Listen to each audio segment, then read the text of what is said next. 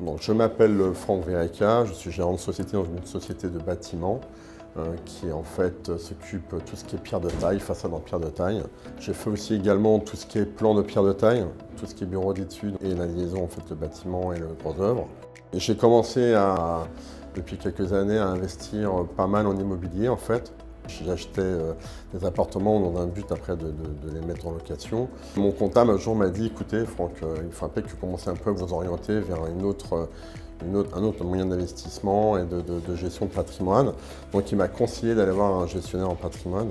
Tout au début, en fait, j'arrivais plutôt à prendre mon argent pour acheter ma maison principale ou une maison secondaire, enfin. Puis un jour, en parlant un peu avec un ami avec lequel je travaille dans le bâtiment, il m'a dit « Mais pourquoi tu vas pas voir mon gestionnaire? Moi, il est super sympa, il s'appelle Jérémy Smati. » Je lui ai dit « Ouais, tu vas voir, c'est un mec qui est un peu comme nous, un mec de terrain, un mec qui a beaucoup de valeur, qui parle bien, qui parle un peu de tout et quelque part, il t'emmène un petit peu où tu veux aller. » Et en fait, j'ai vu un grand monsieur qui m'a reçu en Bermuda, donc j'ai trouvé ça hyper sympa. Il m'a fait découvrir des choses que même mon comptable m'aurait pu me dire, ou même un banquier, ou même un notaire. Et tout ça, je ne le savais pas en fait. Donc je sais pas, en 1 heure, il a pu m'expliquer sur un plan, voilà, tous mes objectifs et vraiment le gain que je vais pouvoir avoir. Je ne pensais pas investir, je pensais déjà mettre moi plus ou moins à l'abri en fait. Que le gestionnaire en patrimoine, effectivement, enfin en tout cas Jérémy, m'a beaucoup démontré par le biais de tous ces outils-là que je pouvais effectivement progresser plus vite.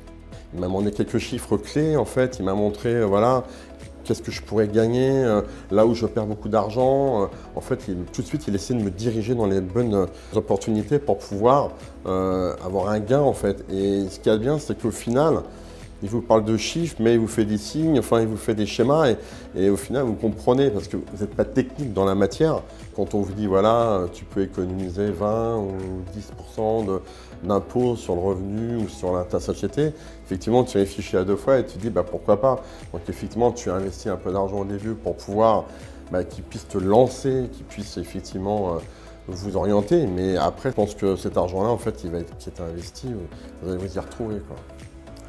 Déjà en 8 mois, on a revu toute la structure de la société. On a essayé d'additionner par une holding, enfin d'autres orientations. J'ai fait entièrement confiance, il m'a donné quelques idées par rapport à ma famille, aussi par rapport à mes enfants.